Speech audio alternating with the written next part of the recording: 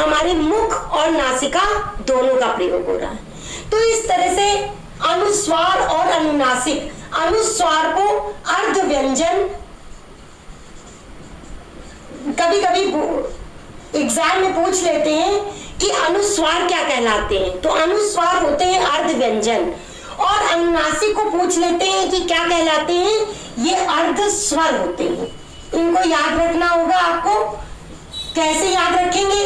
अनुनासिक पंचम वर्ण के प्रयोग होते हैं, जो कि का से लेकर मां तक उनके पंचम वर्ण के प्रयोग होते हैं। उन्हें अर्ध स्वर कहा जाता है। क्यों? क्योंकि ये मुख और नासिका दोनों से उच्चारित होते हैं। जबकि अनुस्वार को अर्ध व्यंजन कहा जाता है, क्योंकि इसका हर व्यंजन में प्रयोग होता है, और ये आ यानी कि आ के ऊपर अंग की मात्रा यानी जिस तरह से इस तरह लिख करके उच्चारित किया जाता है, इसमें मुख का प्रयोग होता है, इसलिए ये अर्ध व्यंजन कहलाते हैं।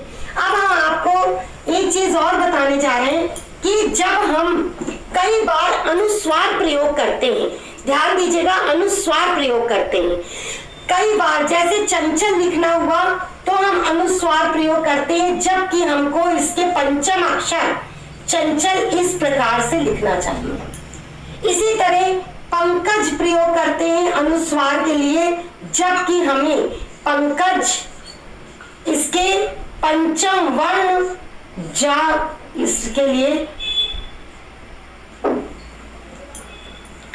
इस प्रकार से प्रयोग करना चाहिए। इसी प्रकार हम घंटा शब्द, डंडा शब्द प्रयोग करते हैं और अनुस्वार प्रयोग कर देते हैं, इसका हमें पंचम अक्षर इस प्रकार से प्रयोग करना चाहिए। ये हिंदी, क्योंकि संस्कृत में यही वर्तनी शुद्ध मानी जाती है और ये व्याकरण की दृष्टि से शुद्ध लेखन है, ये वर्तनी शुद्धता का प्रतीक है। गंगा लिखना होता है, कई बार हम गंगा इस प्रकार से लिखते हैं, जबकि शुद्ध उच्चारण के रूप में आप संस्कृत में, वेदों में, पुराणों में कहीं भी लिखा देखिए गंगा को इस प्रकार से। लेकिन ये प्रथा लुप्त होती जा रही है। क्यों लुप्त होती जा रही है? क्यों? क्योंकि हम पंचम अक्षर के प्रयोग को भूलते जा रहे हैं, जो कि अनुनासिक प्रयोग भी कहलाता है। ये क्यों? अब हम बताएं कि आपने ये सब अलग अलग क्यों दिखाई दे रहे हैं। हमें देखना होता है जहां हमने ये प्रयोग किया है, इसकी ट्रिक बता रहे हैं कि जो हमने ये अनुस्वार प्रयोग किया है, इसके बाद वाला अक्षर देखना होता है कि ये किस व्यंजन के, किस वर्ग का है। देखिए, जब अनुस्वार प्रयोग किया तो इसके बाद हमने चा वर्ग प्रयोग किया, तो चा वर्ग का अनुस्वार हमारे अनुनासिक में परिवर्तित हो जाएगा। इसी तरह पा के ऊपर अनुस्वार का प्रयोग किया और उसके बाद क्या लिखा हुआ है? का वर्ग का अनुस्वार अनुनासिक ंगा में बदल जाएगा। पंचम अक्षर का होता है ंगा। इसी प्रकार घा के ऊपर हमने अनुस्वार का प्रयोग कर लिया, लेकिन इसके बाद का अक्षर है टा, और टा का अनुनासिक होता है ण। ये शुद्ध प्रयोग है, इन्हें आपको ध्यान देना चाहिए, इसी का प्रयोग करना चाहिए।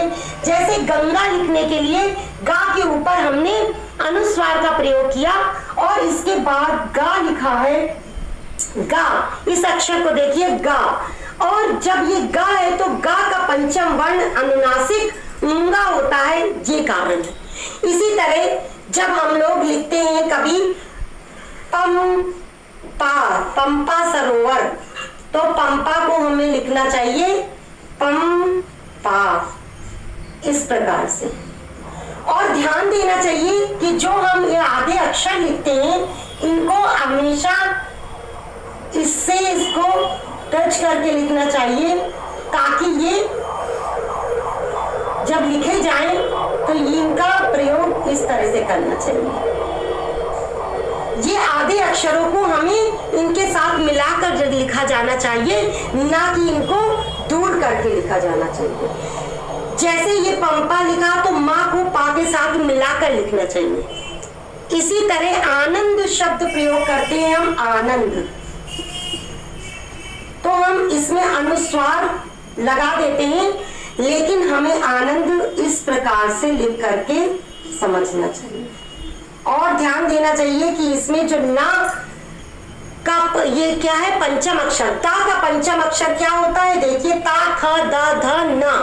ता का पंचम अक्षर ना होता है, इसलिए हमको यहाँ पर अनुस्वार की जगह हम सीख लेंगे कि पंचम अक्षर इसका प्रयोग किया जाएगा। इसी तरह पा होता है, पा फा बा भा मा, तो पा का पंचम अक्षर होता है मा।